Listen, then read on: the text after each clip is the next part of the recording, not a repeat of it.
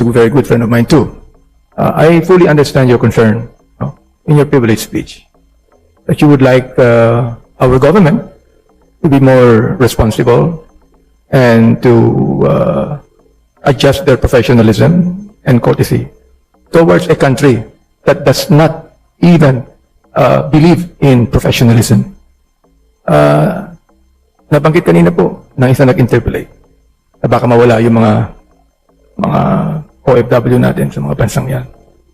Meron naman tayong ibang market umuupuntahan eh. At times, in order for us to protect the sovereignty of our land, we must bite the bullet, Madam Speaker. Wala pong sino man ang nagpoprotekta ng kasarinlan ng bansa na walang nangyayaring sakripisyo. We must at least make some sacrifices. No? Hindi ko sinasabi dito yung tigmaan. Sapagkat palagay ko, malayo sa isipan ng Chinese government na makipagdigma sa maliit na bansang ito. Bakit hindi natin kayahin ang Malaysia, ang Indonesia? Ang Indonesia, pinasabog yung isang barko ng China nung sila ay nagpunta ron sa Indonesian waters. Oo. Hindi natin sinasabi na magpasabog din tayo ng barko. Pero, Indonesia and Malaysia were able to protect their sovereignty as a people. Why can't we? Hindi po ako naniniwala na gagawin po ng napakalaking China na tinatawag nating superpower na patulan ng isang maliit na bansa na katulad natin. Binubuli na ho tayo eh. Oh, wala kayong makikitang komunista na hindi nakakakilala sa Diyos na magiging profesional at magkakaroon ng kortesiya sa bansang katulad natin. Hindi lang po tayo ini-insult, niloloko pa tayo eh. Gusto kong sabihin sa inyo, nung kami nagkakaroon ng Quadcom, we were able to establish that more than 300,000 illegal Chinese came to the Philippines. And we were able also to establish that some of those Chinese were part of the People's Liberation Army na pinadala dito. Oo. At nag-establish ng POGO. Akala niyo ba maniniwala ako na walang kinalaman ng China sa pag-i-establish ng POGO dito sa Pilipinas? May kinalaman po yan. Ako nagtataka nga ako kung bakit ang karamihan ng mga Chinese na nagpunta dito may pera eh. Oo. Samantalang doon sa China, Madam Speaker, naghihirap po ang mga tao doon. Ang mayaman doon yung members lamang ng Politburo na wala pang 3 million. Subalit, karamihan ng agricultural lands ng China may hirap. They cannot even own their lands. They cannot even build their own houses. You see? Nakakapagtaka kung bakit napakaraming Chinese ditong galing sa mainland China na ngayaman. Oo, nakakabili ng malaking property. Sumusuporta sa mga politiko ng pera. O, na-establish din namin yan, Madam Chair, my dear colleague, sa Quadcom hearing namin, na ang ibang mga Chinese na nagpunta dito, nagbigay ng pondo sa isang mga politiko natin. O, establish po yan. Na-establish din natin na karamihan ng mga trolls dito na tumitira sa ating mga political leaders ay pinupuntuhan ng Chinese government. O, ibig sabihin lamang niya, Madam Chair, hindi marunong ng kortesiya at professionalism ang isang komunistang walang pagkakilala sa Diyos. Yun ang gusto ko pong sabihin. Now, of course, the concern of the minority leader na maging professional po at courteous ang ating mga spokesperson. Ako wala po ako nakikita na itong si Commodore Tayerla ay hindi po naging professional sa kanyang pagkasalita. I'm also blaming the Department of Foreign Affairs who, despite the fact that I have given more than 200 note verbal to China, yet nothing has been done lately by the Department of Foreign Affairs. Hindi lang yan, Madam Chair. Ako din nagtataka ako kung bakit among the 300,000 Chinese na nanditong illegal, ang napadeport lang, wala pang 6,000 ng Bureau of Immigration. Yun ang pinagtataka ko. Ako'y nagtataka din kung bakit meron pang 10,000 na illegal pogo na mga Chinese mismo ang nagpapaanda nito sa buong bansa natin. That is a question that should be answered. Oo, pero hindi lang yan. Bilang chairman po ng Committee on Human Rights, ano po bang ginawa ng Chinese government? Nung pati ang mga fisher folk natin, pinasabugan ng water cannon. Oo, ano po bang? Yun po ba yung makatarungan po ba yun? Yun po ba walang human rights violation yun? Pumunta po kayo ng Zambales. Pumunta kayo ng La Union, pumunta kayo ng Pangasinan, kung saan hindi na nakakahuli ng maraming isda ang mga fisher folk natin dahilan sa ginagawa ng mga Chinese warship na napupunta sa Pilipinas. In fact, Dapat nga tayo na mag-complain na napakarami ng human rights violations ang ginagawa ng China dito sa ating bansa na hindi, kahit na ang United Nations, ay hindi po nila iniimbestigahan ang mga bagay na ito. Now, with due respect to our minority leader, na alam ko po na malakas ang boses niya. Oo. Pero malakas din po ang boses ko. Oo. At malakas din ang boses ni Congressman Rufus Gutierrez. Pareho kaming malalakas ang boses. But the thing is this, whether our emotions are high, this is not fighting each other, but this is fighting the enemy that we have. And who is the enemy of this land? China. China. Oh, ako'y nagpapasalamat sapagkat nabanggit po ng ating minority leader na kahit kailan hindi niya kakampihan ang China. Sapat na po sa akin marinig yan upang sabihin sa niya, ito pong si minority leader natin ay talagang makabayan po yan. Makabayan po yan. Naniniwala po ako dyan. Kaya din po, ang lahat ng ating mga Congress nandito. Gusto ko lang sabihin, Madam Chair, na yung human rights violations po ng China sa ating mga fisher folk, doon sa Zambales, nakausap ko po sila eh. Nakausap ko sila. Mga walang bahay yan, walang tirahan yan. Ha? Nagdidepend lamang yan doon sa nahuhuli nilang maliliit na mga isda. Ngayon po, halos wala silang mahuli. Oo. Ano po ba? Gusto ko lang tanungin po ang ating minority leader. Ano po ba ang magagawa natin? Ano pa ang magagawa natin upang tumigil na ang China na ginagawa dito sa ating bansa? Samantalang nagawa na ng Coast Guard ang gagawin po nila. I would like to find out from our minority leader, no? Hindi ko narinig sa kanyang privilege speech kung meron siyang solusyon sa mga bagay na ito. Binanggit lang niya, Madam Chair, ang professionalism. Binanggit niya ang courtesy. Now, I would like to find out what kind of professionalism and courtesy that the Coast Guard need to have in order to check the abuses being done by the Chinese government over this small country called the Philippines na mahal po nating lahat, Madam Chair, my dear colleague. Madam Chair, bago ko po sagutin yan, yung tanong na yan, gusto ko rin po magtanong muna kung if you will allow me. Kailan po kayo last na nagpunta ng China? I think, China? Ay, hindi na po ako napupunta ron mula nung binubuli tayo. Oo, hindi na ako napupunta doon. Yung last na nagpunta po kayo? Last na nagpunta kayo? Years na po yun, taon na. Kaya, Madam Hindi na po Speaker, ako I would napupunta understand na sinasabi po niya na walang mga bahay, mahinang agrikultura, Madam Speaker, dahil hindi pa pala siya matagal na. Ang Mr. China po ay... nung ako nagpunta ng China, ako po yung naglibot sapagkat doon, pinipersecute ang mga Kristiyano. Marami kami mga pastor na hanggang ngayon nakakulong pa sa kulungan ng China. Kaya ako nagpunta sa China about several years ago to have a fact-finding mission on how many of our pastors are still in jail. Madam Speaker. Madam Speaker, Marami pa eh. Marami pang nagtatago ng mga Kristiyano ron. I would like to declare to the whole world that China is one of those countries that are still torturing and persecuting many Christians in this world, Madam Speaker. Kaya ako nagpunta ng China several years ago. Pero alam nyo, Madam Chair, my dear colleague, nung binubuli na po tayo ng China, naku, hindi pa na ako nagpunta ron eh. Hindi na ako eh. Yun po ang sagot ko, Madam Speaker. Well, para sa kaalaman po natin ng ating... pero siguro alam naman niya yan, ang China po ay pangalawa na sa ating GDP sa buong mundo. Siguro mga 20 billion to 24 billion trillion pala, 20 to 24 trillion dollars GDP. Pero hindi po ako nagtatanggol ng China.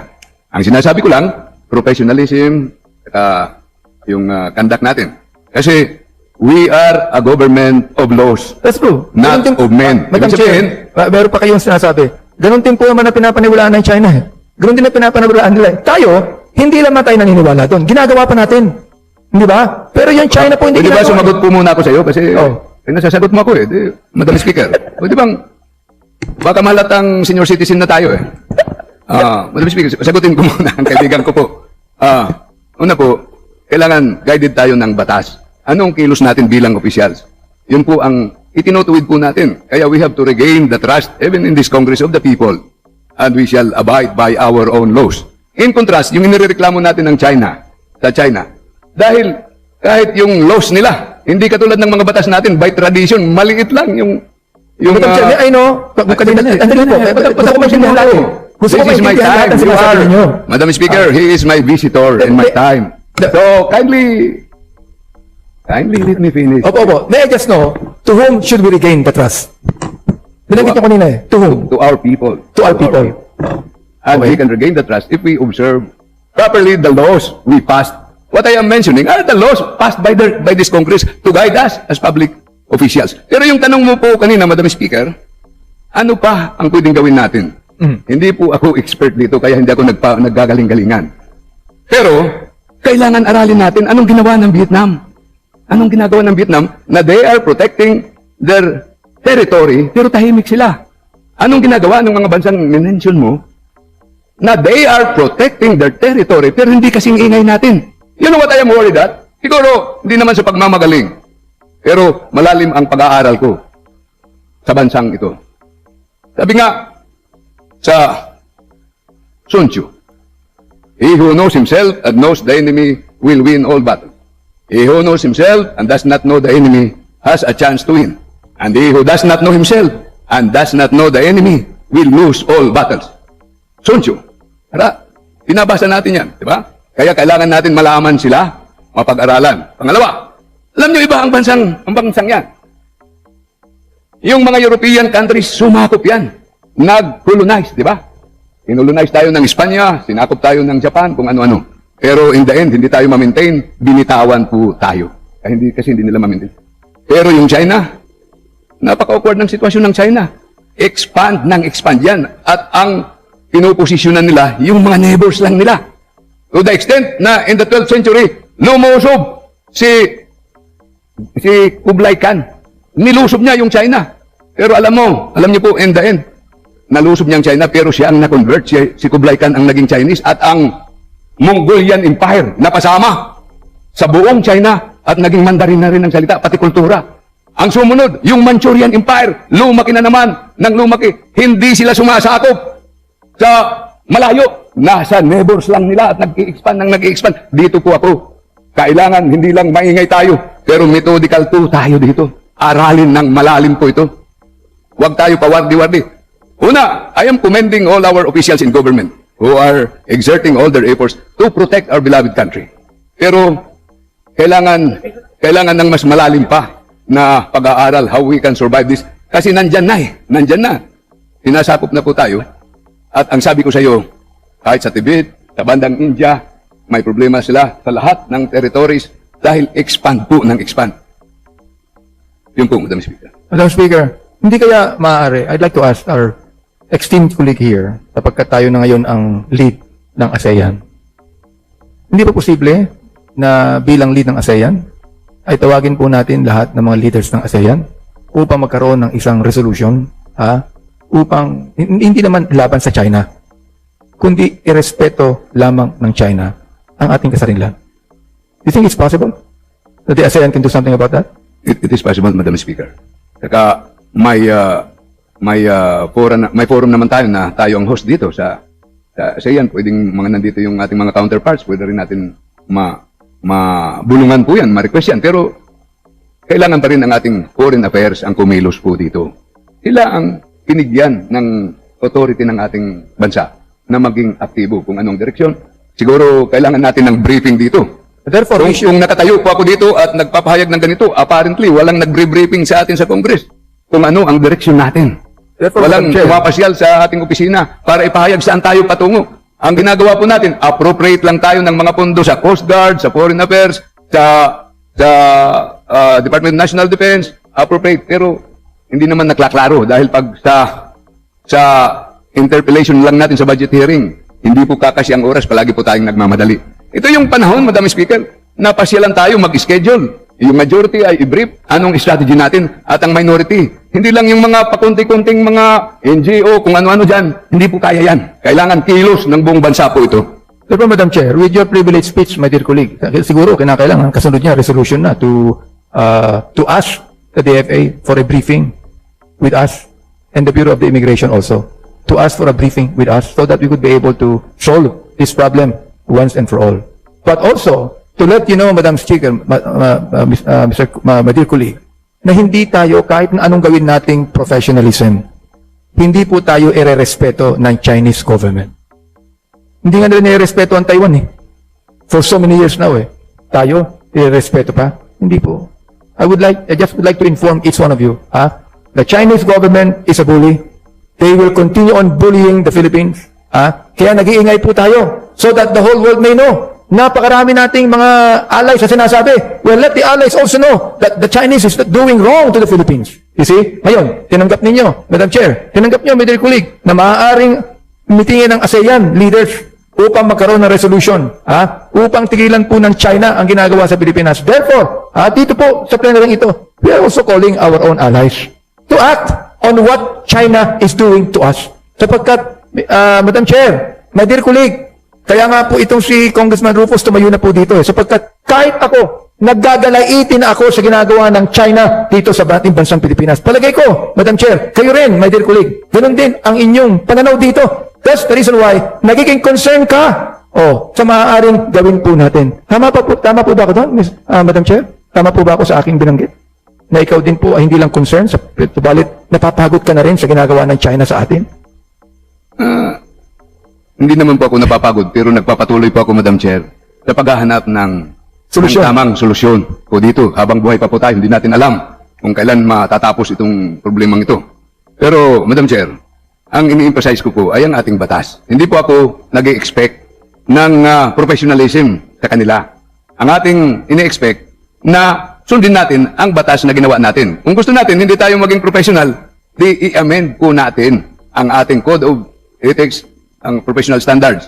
Para hindi naman mapunta sa problema ang tulad na tao ni Commodore Tariela. Amindahan po natin para wala tayong, sabi ko nga sa'yo, may mga dalawang higanting nag-aaway, nasa gitna po tayo. Diba? Anong gagawin po natin? Pero may maliliit din naman na bansa sa kapaligiran natin. Tahimik naman sila, hindi naman ganun kaingay sa atin. Ano ba ang ginagawa nila? Aralin naman po natin. At kung may oras pa siya ang ating kaibigan na congressman, pasyalan din po natin, pag-aralan natin yung China para malaman natin yung kung ano yan sila. Madam Chair, isang bagay na lang gusto kong sabihin. No? Unang-una, palagay ko, wala pong na-violate na batas tungkol sa professionalism. At palagay ko din, kahit na sumunod tayo sa ating mga batas, yung Chinese government, hindi pa rin susunod sa tinatawag nating international law upang respetuhin ang kasarinlan ng isang bansa. Ilan po ang gusto kong sabihin, Madam Chair? Madam Speaker, yung sinabi po ng ating kagalang-galang na representante ng Manila na walang binayolate na batas, hindi ko po inakusahan na may binayolate siyang batas. Ini-emphasize ko lang po ang ating batas. May kasabihan po, when there is smoke, there is fire. Diba? Umusok. Baka nagliyab. When there is smoke, there is fire. Kaya, tingnan natin para hindi na masunog. Ayusin natin. Kung magaling man si Commodore Tariela, mas pagalingin pa natin para hindi maririsbakan po.